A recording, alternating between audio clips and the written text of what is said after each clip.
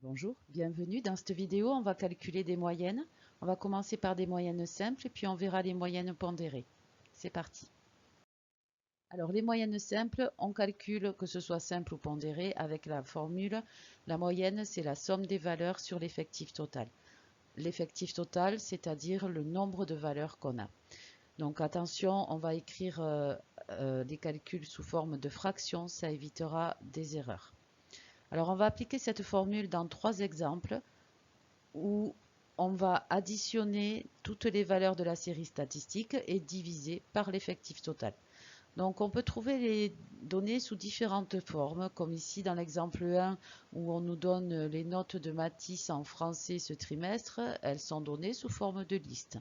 Dans le deuxième exemple ici, vous voyez, on a un graphique qui nous donne les pointures des 5 petits-enfants de Manou et on doit calculer la pointure moyenne. Et dans le dernier exemple, c'est un tableau qui nous donne les données, qui nous donne le temps passé sur son portable par Léo chaque jour de la semaine, le temps est en minutes.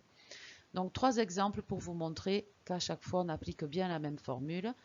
Donc on va dans tous les cas additionner les données. Donc pour le premier exemple, je les ai ici. Je les additionne et je divise par l'effectif total, c'est-à-dire le nombre de données, 6 ici, puisqu'on a 6 notes. On obtient 12,25, donc la moyenne de Matisse en français est 12,25. Dans le deuxième exemple, on a des pointures qui nous sont données dans le graphique. Donc on peut lire par exemple que pour Anna, la pointure est 35. Pour Lila, la pointure est 38. Pour Nathan, c'est 41. Pour Ilyes, c'est 40. Et pour Pablo, c'est 36. Donc je vais additionner ces 5 pointures et diviser par 5 puisqu'il y a en tout 5 pointures. On obtient une moyenne de 38. Dans le dernier exemple, je vais additionner le temps passé chaque jour sur l'écran par Léo, sur son portable. Donc j'additionne les 7 valeurs qui me sont données et je divise par 7 puisqu'il y en a 7 et j'obtiens un temps moyen de 136 minutes par jour sur le portable. Voilà, donc ça c'est pas très compliqué. Attention, je vous conseille vivement d'effectuer le calcul deux fois car on fait vite des erreurs de frappe sur ce genre de calcul. À présent, passons aux moyennes pondérées. Alors, pour les moyennes pondérées, on va fonctionner avec la même formule, la somme des valeurs sur l'effectif total, c'est-à-dire sur le nombre de valeurs. Le mot pondéré vient de pondération, c'est-à-dire donner un poids. En fait, on va donner un poids aux valeurs de la série. Elles vont compter plus ou moins en fonction de ce poids. Alors, dans ce genre d'exercice, pour éviter de se tromper, il faut bien lire l'énoncé, bien comprendre ce que représente chaque nombre.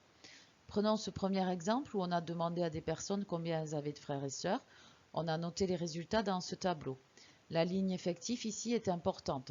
Ce 11 par exemple, ici, signifie qu'il y a 11 personnes qui ont répondu n'avoir aucun frère ni aucune sœur.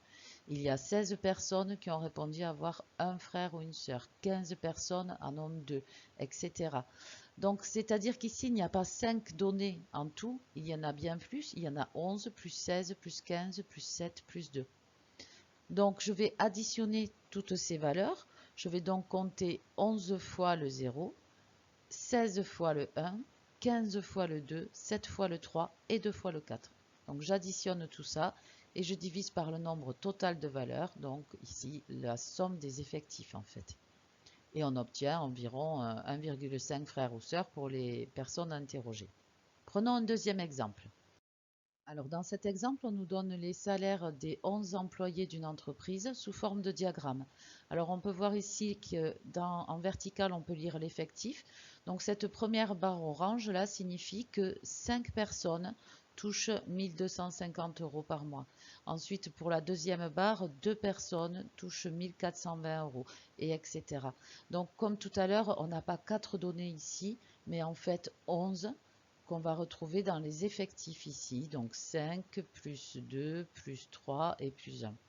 Donc on va, pour calculer la moyenne, multiplier les valeurs par les effectifs, additionner tout ça et ensuite diviser par le nombre total de personnes, c'est-à-dire 11 ici, l'effectif total.